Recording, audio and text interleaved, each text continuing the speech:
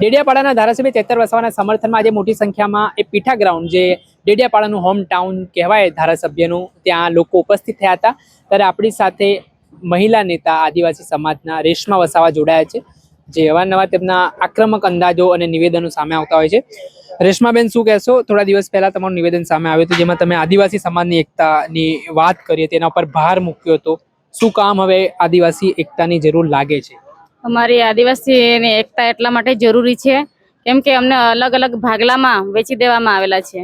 એટલે આજે અમારી જોડે કઈ બી હોય તેની સાથે અમારી સાથે કોઈ બી વસ્તુ હોય, હવે કઈ કામકાજ હોય કે કઈ સમાજનું લગતું કઈ પણ આગળ મોટું કઈ નાનું મોટું કામ હોય, અમારી સાથે હંમેશા અન્યાય થતો આવેલો છે। એટલા માટે મેં કીધું તું કે ભાઈ હવે આપણે પક્ષ પાર્ટી છોડીને, અને હાલમાં બી મને એ જ કહું છું કે જ્યાં જ્યાં આપણી જરૂર પડે ત્યાં બધાએ પક્ષ પાર્ટી અને સમાજ બધું સાઈડ પર મૂકીને એક થવું જરૂરી છે, અને એક થઈશું તો જ આપણું આગળ ભવિષ્યનું ઉદ્ધાર થશે।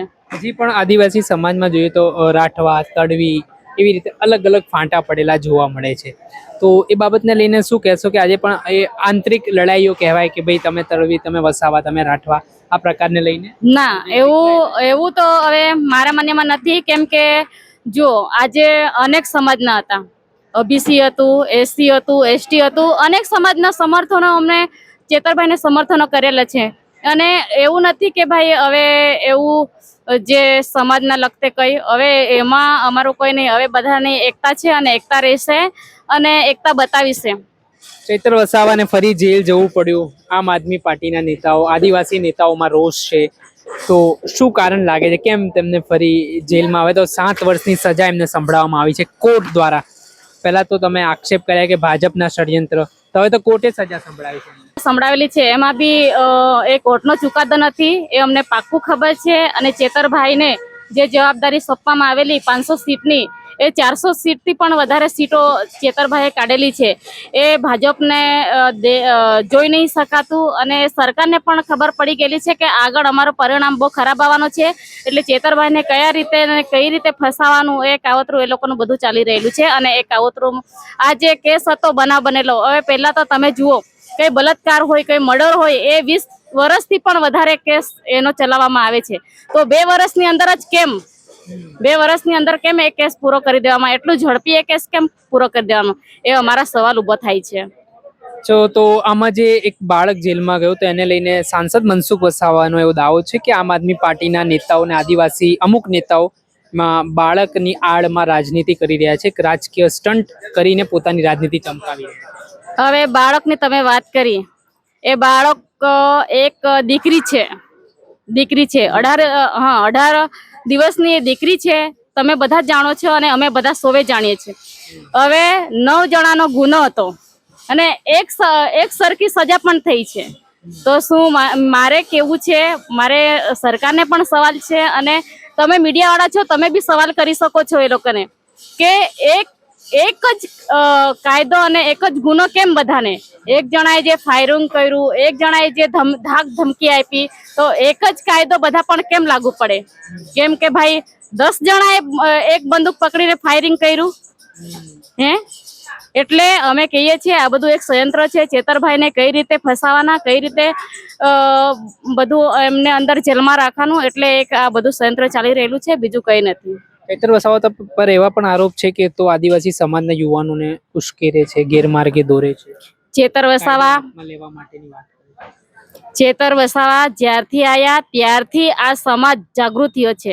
અમે પણ નહીં જાણતા હતા કે આદિવાસી સમાજ શું છે, અમે પણ નહીં જાણતા હતા કે આદિવાસી સમાજ શું છે, પણ ચેતરભાઈ જ્યારથી આવ્યા જ્યારથી ધારાસભ્ય બનેલા છે ત્યારથી હર હંમેશા અમારા આદિવાસી સમાજ માટે લડેલા છે, અન્ય સમાજ માટે લડેલા છે। અમને જ્યાં તકલીફ પડેલી છે, અમારા સમાજને જ્યાં જ્યાં તકલીફ પડેલી છે ત્યાં ત્યાં પહોંચેલા છે। અનેક વસ્તુ માટે બોલેલા છે, અનેક વસ્તુ માટે લડેલા છે સરકાર સામે। ચેતર વસાવા ખેડૂતનો પ્રશ્ન હોય, શિક્ષણનો પ્રશ્ન હોય, કે રોડ રસ્તાનો પ્રશ્ન હોય, કે દવાખાનાનો પ્રશ્ન હોય, તો એટલા બધા જે આક્ષેપો કરતા છે એ લોકો કાંઈ ગયા હતા આજ દિન સુધી? તમારે તો વર્ષોથી તમારી સરકાર છે, તો તમારે કામ કરવું જોઈએ, તો ચેતર વસાવાને બોલવાની કે લડવાની જરૂર ના પડે। પીએમ મોદી આયા હતા ડેડિયાપાડામાં, એમણે સભા કરી હતી, તો આદિવાસી સમાજમાં એમણે એવું કીધું કે અમે તો બહુ વિકાસ કર્યો આદિવાસી સમાજનો. આજે શાળાઓમાં શિક્ષણ લઈ રહ્યા છે આદિવાસી સમાજના લોકો, કોલેજો બંધાઈ છે, નર્સિંગ કરી રહ્યા છે, ડોક્ટર બની રહ્યા છે. પહેલાના સમય આવું નહોતું. હવે તમે આવ્યા છે અમારા વિસ્તારમાં, તો તમે એકવાર ગામડામાં આવજો. એક સ્કૂલમાં કદાચ એક થી 5 ધોરણ હશે, પણ ત્યાં એક જ ટીચર હશે હજી હાલમાં પણ. અને જ્યાં આંગણવાડી હશે ને, ત્યાં પૂરતા અર્ટા પણ ના હશે. અમારા સાઈડે આવજો, રોડ રસ્તા તમે જોવા, એ લોકોના વિકાસ જોવા કે એ લોકો કેટલો વિકાસ કરેલો છે. નળ જળ પેલું તમારું કેવું છો, નળ તો નળ સે જલ, તમે નળ તો લગાવી દીધા, પણ આજ દિન સુધી અમે જોડ તો જોયું જ નથી. તમારા નર્મદા તો બાજુમાં છે એટલે તો અમારી સાથે ભેદભાવ થાય છે. એ તો અમારે કહેવાનું છે. કઈ રીતનો ભેદભાવ?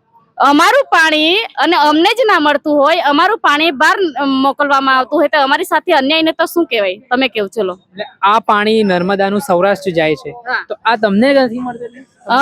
અમને મળતું હોય તો અમારા લોકો આજે માથા પર પોટલાઈ લઈને કામે ના જાય સિટીમાં, કેમ કે અમારા ત્યાં લોકોની એટલી બધી જમીન છે, લોકો કરી શકે છે અને જીવી શકે છે. હજી પણ નર્મદાનું પાણી નથી આવ્યું. તમે આયા છો તો તમે જોઈ લેજો, અને ગામડામાં પર ચેક કરી લેજો કે હમણાં અમારા બાજુ કેટલો વિકાસ થયેલો છે અને કેટલું પાણી આવે છે અને કેટલું વપરાય છે. ખાસ કરીને મહિલાઓને શું સમસ્યાઓ છે આદિવાસી વિસ્તારોમાં હાલની સ્થિતિની જો વાત કરીએ તો? અમારી હાલની સ્થિતિમાં જુઓ, પૂરતા દવાખાનામાં સાધનો પણ નથી. જ્યાં ગર્ભવતી મહિલા હોય એને બહાર ખસેડવામાં આવે છે. ક્યારેક મહિલાને જ્યારે લઈ જવા માટે સરખો રસ્તો નથી, ડોળીમાં લઈ આવે છે. તમે જોયું હશે અમુક સોશિયલ મીડિયામાં. ત્યારે એવી તો અમારા વિસ્તારમાં મહિલાને એટલી સમસ્યા છે કે તમે ગણી પણ ના શકો અને જોઈ પણ ના શકો. અચ્છા, તો મારો છેલ્લો પ્રશ્ન, હવે ધારાસભ્યને જો ભાજપમાં જોડવાની ઓફર અગાઉ મળી ચૂકી છે, તો તમને શું લાગે છે, ભાજપમાં જોડાશે કે કેમ? કેમ કે અનેક પ્રયાસો થઈ રહ્યા છે ને જેટલા નેતાઓ પર કેસ થયા છે ભૂતકાળમાં, એ ભાજપ તો દામન થામી ચૂક્યા છે. અમને પૂરો વિશ્વાસ છે ચેતર વસાવા પર, અને એમની સાથે હર હંમેશા અમે રહીએ છીએ અને હર હંમેશા એમની સાથે કામ બી કરીએ છીએ.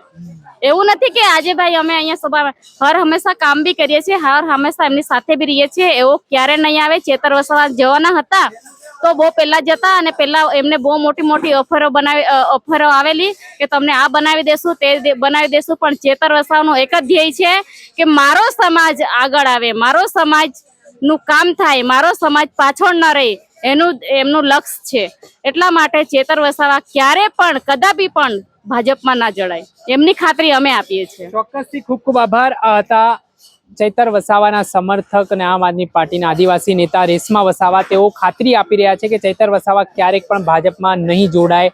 તેમના આદિવાસી વિસ્તારની સમસ્યા છે તેના વિશે પણ વાત કરી, ને તેમણે વાત કરતા કહ્યું કે જે રીતે આદિવાસી સમાજ માટે ચૈતર વસાવા બેબાકતાથી લડે છે, તો તેમને જે જેલમાં નાખવામાં આવ્યા છે તેનો જવાબ આગામી દિવસોમાં આદિવાસી સમાજના લોકો આપશે તેવી વાત તેમણે કરી છે.